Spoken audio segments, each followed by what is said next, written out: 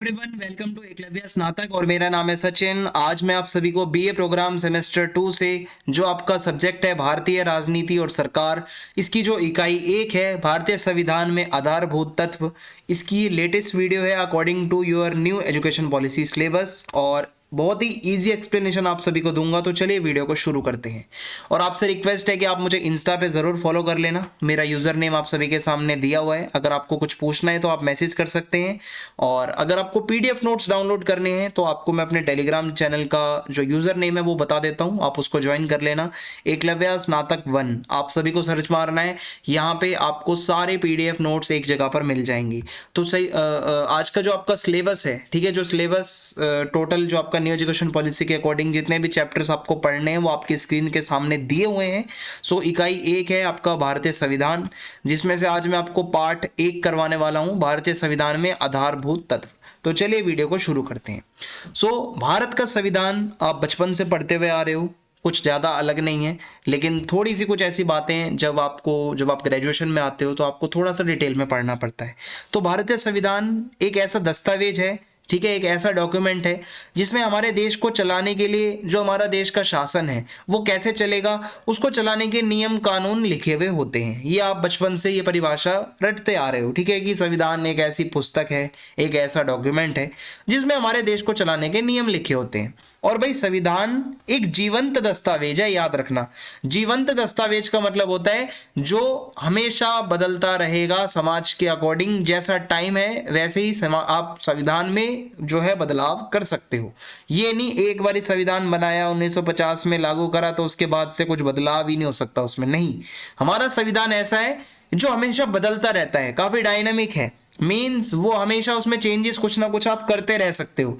और पिछले 70 सालों में हमने ये देखा है कि हमारे संविधान में 100 से भी ज्यादा बार संशोधन का मतलब होता है बदलाव।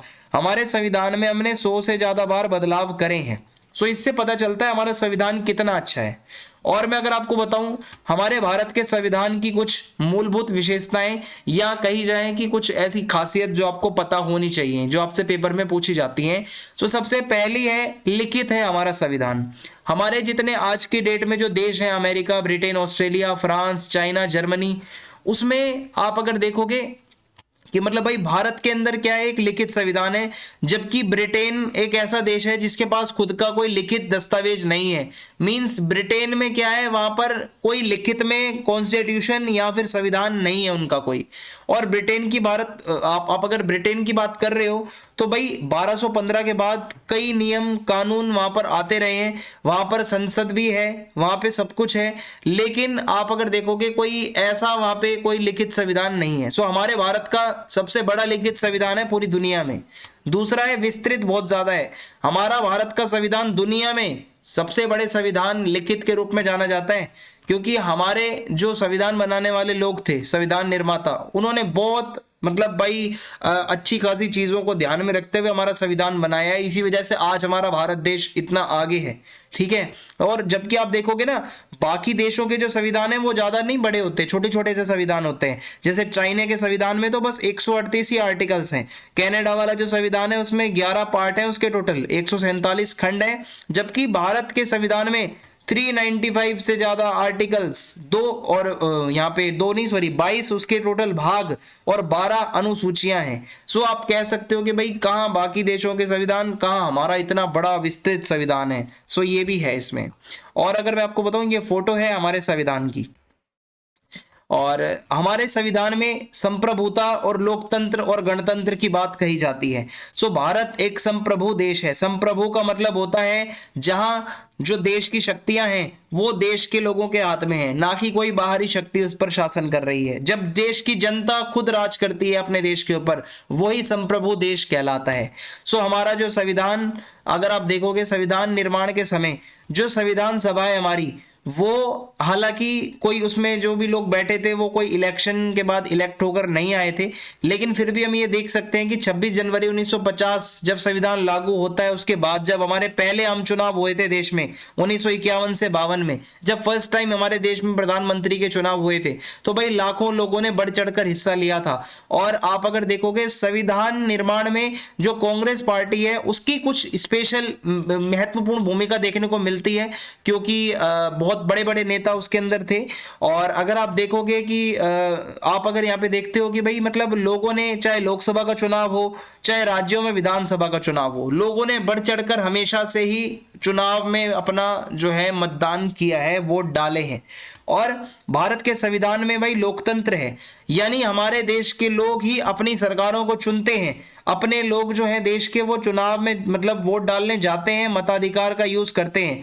और हमें अपने भारत के संविधान में जो हमारी प्रस्तावना है उसके में भी अंदर लिखा है सबसे पहली लाइन में ही कि हम भारत के लोग, यानी कि हम खुद भारत के लोग भारत को बनाते हैं। कोई और बाहर का बंदा नहीं है जो भारत चला रहा है, हम खुद भारत के लोग, जो हमारे नेता हैं वो भी भारतीय नागरिक ही हैं। ठीक है, सो इस तरीके से यहाँ पे हम भारत के लोग हैं। और भारत का संविधान गणतंत्र के बारे में भी बताता है, यानी कि जहां पर राष्ट्रपति भी होते हैं। लेकिन ये हमारा जो राष्ट्रपति है ये ब्रिटेन से थोड़ा अलग है। ब्रिटेन में क्या है कि राष्ट्रपति वंशानुगत होता है, लेकिन हमारे यहाँ प्रॉपर राष्ट्रपति के लिए एक उसको चुना जाता है, एक प्रोसेस होता है। ठीक है, सो ये हो जाएगा। फिर है भारत जो है वो धर्मनिरपेक्ष एक देश है। ब्रिटिश भारत के अंदर आप अगर देखोगे अंग्रेज लोगों ने बड़ा लोगों को लड़वाया था, फूट डालो राज करो की नीति उन्होंने मतलब भाई बना रखी थी कि हिंदू मुस्लिम लड़ाओ, जिसकी वजह से भारत पाकिस्तान दो देश बने, जबकि हमारा एक ही देश होता पूरा। ये फूट ना डाली होती तो आज हमारा पाकिस्तान भारत सब पूरा एक ही होता वो, लेकिन अंग्रेजों की वजह से जो है हमारे भारत के दो टुकड़े हुए, दो अलग अलग देश बने।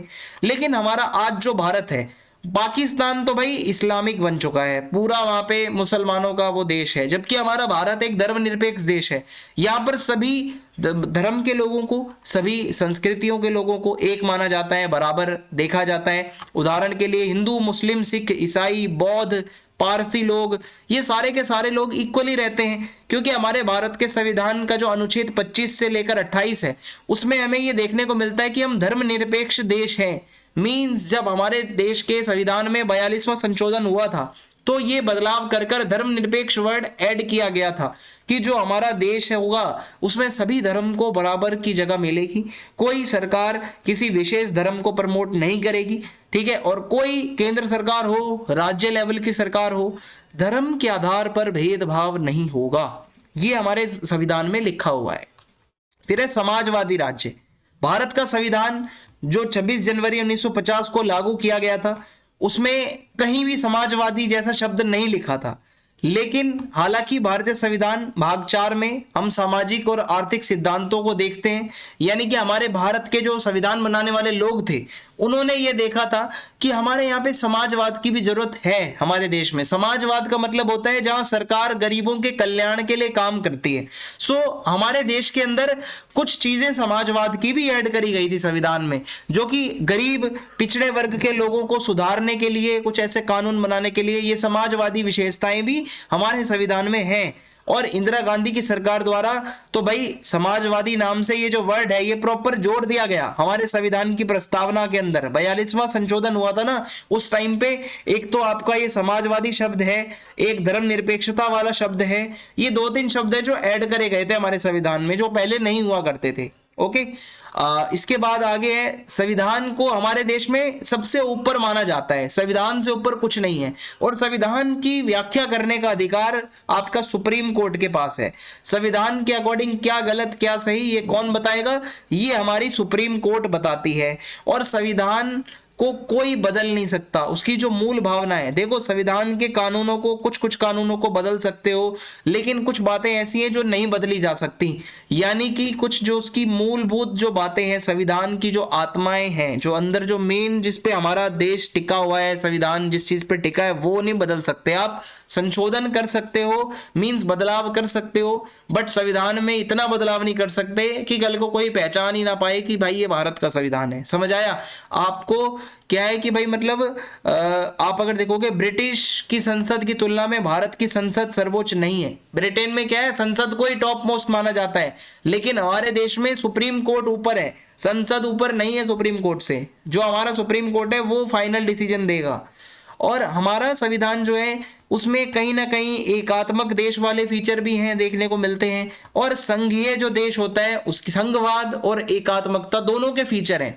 क्योंकि आप अगर देखोगे भारतीय संविधान में कनाडा, ऑस्ट्रेलिया, जर्मनी, अमेरिका सभी संविधानों की कुछ कुछ बातें हमने ऐड करी थी। हमारे संविधान को उधार का टोकरा भी कहा जाता है, ठीक है। और आप अगर यहाँ पे देखोगे कि भारत के संविधान में संघीय व्यवस्था है। संघ का मतलब क्या होता है, संघवाद, यानी कि एक ऐसा संविधान, एक ऐसा देश होगा जहां पर केंद्र सरकार होगी, जहां पर राज्य सरकार भी होगी, ठीक है, एक संघ होगा। और यहाँ पे क्या है, ये हमने जो व्यवस्था है ये कनाडा से ली है, संघवाद वाली। जबकि हमारे संविधान में कुछ एकात्मकता वाली चीजें भी हैं, जैसे कि हमने ऑस्ट्रेलिया और अमेरिका से ली हैं। आप अगर देखोगे भारत में 2 स्तर की सरकार होती है, केंद्र स्तर की और एक राज्य स्तर की, ठीक है। और शक्तियों को 2 भागों में बांटा जाता है। और हमारे यहाँ पे 3 तरीके की सूचियां पाई जाती हैं। एक होती है केंद्र सूची, ये वो लिस्ट होती है जिसमें जो मुद्दे लिखे होते हैं जिसपे केंद्र सरकार कानून बना सकती है सिर्फ और सिर्फ। एक होती है राज्य सूची, मींस इसमें वो मुद्दे होते हैं जिस पर सिर्फ राज्य सरकार कानून बना सकती है। और एक होती है समवर्ती सूची, ये वो लिस्ट होती है जिसके ऊपर केंद्र और राज्य दोनों सरकारें मिलकर कानून बनाती हैं। और अगर कल को कोई लफड़ा हो जाता है तो केंद्र सरकार की बात को सबसे ज्यादा माना जाता है। अब यहाँ पे क्या है, संघीय व्यवस्था जिस भी देश में होती है वहां पे संविधान को सबसे ऊपर माना जाता है और शक्तियों को बराबर बांटा जाता है। लेकिन आप अगर देखोगे भारत में ना, हमारे संविधान में कुछ ऐसी चीजें हैं जो कि संघीय के खिलाफ भी जाती हैं। जैसे कि आप अगर यहाँ पर देखोगे कि भाई केंद्र सरकार ज्यादा शक्तिशाली है। ऐसा क्यों भाई, अगर संघवाद है तो इक्वल पावर होनी चाहिए, लेकिन हमारे यहाँ पर केंद्र सरकार ज्यादा पावरफुल होती है। नागरिकता एक ही होती है। जैसे होता क्या है कि कई देशों में जो राज्य होते हैं उसकी अलग नागरिकता लेनी पड़ती है, देश की अलग नागरिकता, बल्कि भारत में तो हम खुद को भारतीय कहते हैं, आप एक ही नागरिकता रखते हो। अखिल सेवाएं, जो हमारी आईएएस वाली जो हमारी सर्विसेज हैं, ठीक है, इंडियन एडमिनिस्ट्रेटिव सर्विस वगैरह हो गई, ये क्या है कि मतलब पूरे देश में एक ही होती हैं, ठीक है। ये राज्य स्तर पर नहीं होती, ये परीक्षा भी जो होती है ये पूरे सेंट्रल लेवल की होती है। आपातकाल लगाया जाता है तो केंद्र सरकार के पास ज्यादा पावर होती है। सो कई चीजें ऐसी हैं जो संघवाद के खिलाफ भी जाती हैं। और कई हमारी संविधान की ऐसी संस्थाएं भी हैं जैसे वित्त आयोग, नीति आयोग, इनके अंदर भी बहुत सारी नियुक्तियां होती हैं जो सिर्फ सेंट्रल गवर्नमेंट करती है। सो ये कुछ चीजें हमें ये बताती हैं कि भाई हमारा संविधान प्रॉपर संघवाद वाली व्यवस्था का नहीं है। हमारे संविधान में एकात्मक वाले फीचर भी हैं कुछ ना कुछ, जो मैंने आपको बताए, ठीक है। अब हम आगे बढ़ते हैं।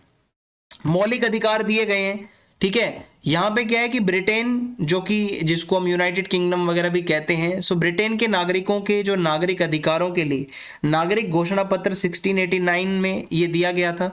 लेकिन हमारे भारत के संविधान में भी हमारे यहाँ के नागरिकों को मौलिक अधिकार दिए गए हैं, जिसकी जानकारी हमें भाग 3 में मिलती है। आर्टिकल 12 से लेकर 35 तक जो अनुच्छेद हैं उसमें हमें मौलिक अधिकारों की डिटेल मिलती है, जहां हमें समानता का अधिकार मिलता है, सभी लोगों को बराबर समझा जाएगा। स्वतंत्रता का अधिकार मिलता है, हमें आज़ादी है। और शोषण के विरुद्ध अधिकार, कोई हमसे जबरदस्ती कोई काम नहीं करवा सकता। धार्मिक स्वतंत्रता का अधिकार मीन्स आप कोई भी धर्म को फॉलो कर सकते हो, किसी भी धर्म को मान सकते हो। आपका संस्कृति और शिक्षा का संबंधी अधिकार है, आप भाई मतलब पढ़ सकते हो, आपको प्राथमिक शिक्षा लेने का अधिकार है और आप अपने कल्चर को, अपनी संस्कृति को बचा कर रख सकते हो। अगर ये सब अधिकार आपसे छीने जाते हैं तो संवैधानिक उपचारों का अधिकार है आपके पास, आप कोर्ट के दरवाजे को खटखटा सकते हो। संपत्ति का अधिकार भी पहले मौलिक अधिकारों में हुआ करता था, लेकिन इसको मूल अधिकारों से हटा दिया गया 44वां संशोधन कर कर, ठीक है। 1978 में संपत्ति के अधिकार को हटा दिया गया था और ये अब सिर्फ एक कानूनी अधिकार है जो कि अनुच्छेद 300A में दिया गया है। ओके, अब ये सिर्फ एक कानूनी अधिकार है। और जितने हमारे मौलिक अधिकार होते हैं उनकी गारंटी सुप्रीम कोर्ट देता है कि आपको वो मौलिक अधिकार कोई आपसे छीन नहीं सकता। अगर छीने जाते हैं तो आप हमारे पास आओ, सुप्रीम कोर्ट में आओ। ये हमारे कुछ अधिकार थे जो मैंने आपको बता दिए हैं, जो हमें संविधान देता है। इसके अलावा हमारे संविधान में कुछ मौलिक कर्तव्य भी दिए गए हैं। भाई जहां आपके कुछ अधिकार होते हैं वहां आपकी कुछ ड्यूटीज भी तो होती है ना, आपके कुछ कर्तव्य भी होते हैं। सो इंदिरा गांधी की अध्यक्षता में कांग्रेस ने, ठीक है, आप अगर यहाँ पर देखोगे भारतीय राष्ट्रीय कांग्रेस ने स्वर्ण सिंह की अध्यक्षता में एक कमेटी बनाई थी और उस रिपोर्ट के अंदर ये कहा गया था कि भाई मौलिक अधिकारों को जोड़ा जाए। जो भारतीय संविधान का भाग 4 है उसका जो ए वाला पोर्शन है उसमें ये जोड़ा जाए और 42वां संशोधन 1976 के अनुच्छेद 51A द्वारा यहाँ पर भारत के संविधान के अंदर मौलिक कर्तव्यों को जोड़ा गया है। और इसके अंदर होता क्या है कि भाई हमारे कुछ कर्तव्य जो है ये थोपे नहीं जा सकते, याद रखना, ये आपको फॉलो करने आपकी मर्जी से, सरकार आपके ऊपर थोप नहीं सकती। जैसे कि भाई पशु पक्षियों की सुरक्षा, जंगलों की सुरक्षा, अपने राष्ट्रीय गान का सम्मान करना, अपने तिरंगे झंडे का सम्मान करना, हर नागरिकों की जो है रिस्पेक्ट करना, तो ये हमारे कुछ कर्तव्य हैं। कोई मानता है कोई नहीं मानता, तो ये आपको कोई फोर्स नहीं करता कि आप इसको मानो। इसके अलावा हमारे संविधान में ये बताया गया है कि स्थानीय सरकारें भी होंगी। महात्मा गांधी, जिन्हें हम फादर ऑफ नेशन भी कहते हैं, राष्ट्रपिता, ठीक है, वो कहते थे कि जो शासन है, जो सरकारें हैं, वो गांव के लेवल तक होनी चाहिए। जब गांव मजबूत होगा तो देश मजबूत होगा। तो हमारे भारत के संविधान के अनुच्छेद 40 के अंदर स्थानीय शासन के बारे में बताया गया है और 1992 में 73वां और 74वां संशोधन हुआ था, जिसके द्वारा हमारे देश के अंदर त्रिस्तरीय 3 लेवल पर सरकार चलाई जाती है, स्थानीय सरकार, ठीक है। और ये मैं आपको जब आगे चैप्टर आएगा स्थानीय सरकार का वहां पे भी समझाऊंगा, ठीक है। और हमारे भारत के अंदर माना जाता है कि दुनिया में बहुत ही बड़ा देश है हमारा जहां पर इतने लेवल पर सरकारें चलती हैं। भारतीय संविधान की कुछ आलोचनाएं हैं, कुछ बुराइयां भी हैं, जैसे कि भारतीय संविधान बहुत भीमकाय यानी कि बहुत बड़ा है आकार में, 395 आर्टिकल्स। माना कि आप यहाँ पे देखोगे कि भाई इतना बड़ा संविधान, कभी कभी लोगों को समझना, आप किताब देखोगे ना आपका सर चकरा जाएगा, संविधान इतना मोटा है और इतने संशोधन करे गए हैं, इतने अनुच्छेद हैं, ठीक है। और आप अगर देखोगे अमेरिका में 230 सालों में सिर्फ 29 बार ही संशोधन हुए हैं, जबकि इंडिया में 70 सालों के अंदर अंदर भाई 100 से भी ज्यादा संशोधन हो गए। तो क्या कुछ तो कमियां होंगी इसमें। इसके अलावा भारत के संविधान को उधार का संविधान भी कहा जाता है कि हमने अलग अलग देशों से अपने संविधान को बनाया है, उनके कानूनों को उठाकर, जैसे अमेरिका, ब्रिटेन, वाइमर गणराज्य, सोवियत संघ, इन सभी के संविधानों से कुछ कुछ बातें उठाकर हमने अपना संविधान बनाया। कुछ लोग ये कहते हैं कि भाई संविधान इतना ज़्यादा बड़ा डिटेल में है, इतनी डाइवर्सिटी है उसमें, इसको समझना इतना मुश्किल है कि कोई आम नागरिक तो संविधान की भाषा समझ नहीं पाएगा, इतना मुश्किल है समझना। इसके अलावा हमारे संविधान के अंदर कुछ मूल बातें कही गई हैं, जैसे कि संप्रभुता, हमारा देश संप्रभु है, हम खुद अपने देश पे शासन करते हैं, लोकतंत्र है हमारे देश में, गणतंत्र है, ठीक है। सो ये कुछ मूल बातें हैं, ये चाह कर भी कभी नहीं बदली जा सकती। देश से ना लोकतंत्र कभी जाएगा, ना हमारा देश कभी किसी दूसरे के कब्जे में जाएगा। ये 2-3 चीजें ऐसे हैं जो कोई नहीं बदल सकता, ये मूल संरचना है हमारी। तो हुआ क्या था, मैं आपको बताता हूं कि भाई 1951 में एक केस था, शंकरी प्रसाद बनाम भारत संघ, ठीक है। उसमें क्या हुआ था, एवं सज्जन सिंह बनाम राजस्थान का एक केस था। इसमें जो सुप्रीम कोर्ट ने ये बोला कि संसद के पास असीमित शक्ति है, मीन संसद का जो मन करे संसद या पार्लियामेंट वो कर सकता है। बल्कि यहाँ पे गोलकनाथ एक केस हुआ था, वहां पर भी न्यायालय ने यही बात बोली थी, लेकिन बाद में फैसला बदला गया। हुआ क्या कि भाई आर्टिकल 368 के तहत संविधान में संशोधन की शक्ति है उसमें कुछ लिमिटेशंस लगा दी गई। जैसे कि सबसे बड़ा बदलाव आता है इसमें 1973 में, जब केशवानंद भारती मुकदमा चला, तो ऐसे में ये बोला गया कि भाई न्यायपालिका ने बताया कि मौलिक अधिकार, राज्य के जो नीति निर्देशक तत्व होते हैं और जो हमारी संसदीय सरकार है, संघवाद है, हमारे यहाँ पर धर्मनिरपेक्ष हमारा देश है, ये कुछ ऐसी चीजें हैं जो कोई भी सरकार, कोई भी पार्लियामेंट नहीं बदल सकता, चाहे कुछ भी कर लो, बट ये कुछ 4-5 चीजें आप नहीं बदल सकते, ठीक है, ये बताया गया। और इसके अलावा मिनर्वा मिल्स बनाम केरल राज्य का एक केस था, वामन राव केस था, SR बोम्मई केस था। इसमें भी सुप्रीम कोर्ट ने यही बोला कि भाई बहुत सारे चेंजेस हो सकते हैं, लेकिन सुप्रीम कोर्ट ने यह बताया कि जो मूल भावना है हमारी, जो संविधान जिन चीजों पर टिका हुआ है, लोकतंत्र, गणतंत्र और जो हमारा धर्मनिरपेक्षता, सरकार में एक पार्लियामेंट्री व्यवस्था होगी, संघवाद होगा, संसद होगी, वो कोई भी सरकार, कोई भी पार्लियामेंट बदल नहीं सकता। सो ये फाइनल एंड जो था आपको मैंने बता दिया। सो इस तरीके से हमारा पहला चैप्टर खत्म होता है। अगर आपको वीडियो अच्छी लगी है तो आप चैनल को सब्सक्राइब करना ना भूलें, अपना फीडबैक जरूर लिखें कमेंट बॉक्स में और वीडियो को ज़्यादा से ज़्यादा शेयर करें। जय हिंद, जय भारत।